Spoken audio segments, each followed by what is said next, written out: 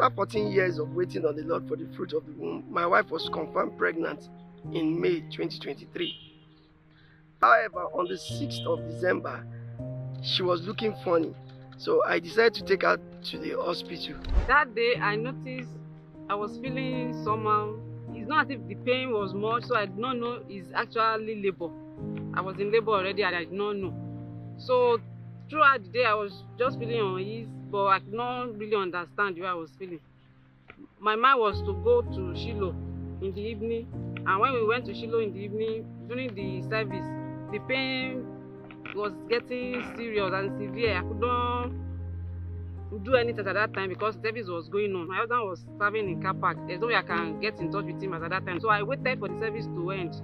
But when we were going home, he noticed that something was wrong. When we got to the hospital, the doctor told me that the baby needed to be delivered immediately and were referred to Lut.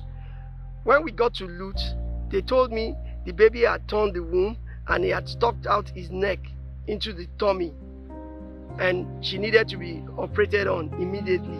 They also said they would do everything to save the baby, but for my wife, they could not guarantee her survival. She was rolled in immediately, and after 2 hours, they called me to come and see the baby, but at this point, the baby had passed on. I was worried because I had not heard anything about my wife. Meanwhile, my wife was already unconscious, and I was told that while they were trying to stitch her womb, she kept bleeding, and they eventually had to use 12 pints of blood. They also called in other specialists.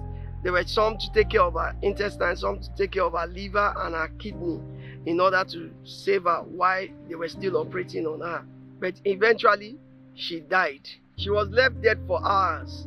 Then the chief surgeon came in and said, this woman must not die. She said she could still feel some element of life in her, that she needed to be taken to the ICU.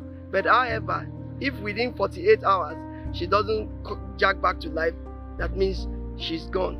Meanwhile, I've been praying, but this time I reminded God of our kingdom stewardship in his vineyard. My wife and I had been paying people's way to church. We even had a bus that had been bringing people to church for the past 2 years, and she's also a member of the choir. I'm in car park unit, and at this point I kept on reminding God that my services in his vineyard will not go in vain. I put him into remembrance, and the God of this great commission showed up. Something they told us 48 hours, if she doesn't jack back to life, that means she's gone. But within 24 hours, my wife jacked back to life. I have come to return all the glory to this God Almighty, who delivered my wife from the cold hands of death and has not made me a widower. To him alone be all the glory.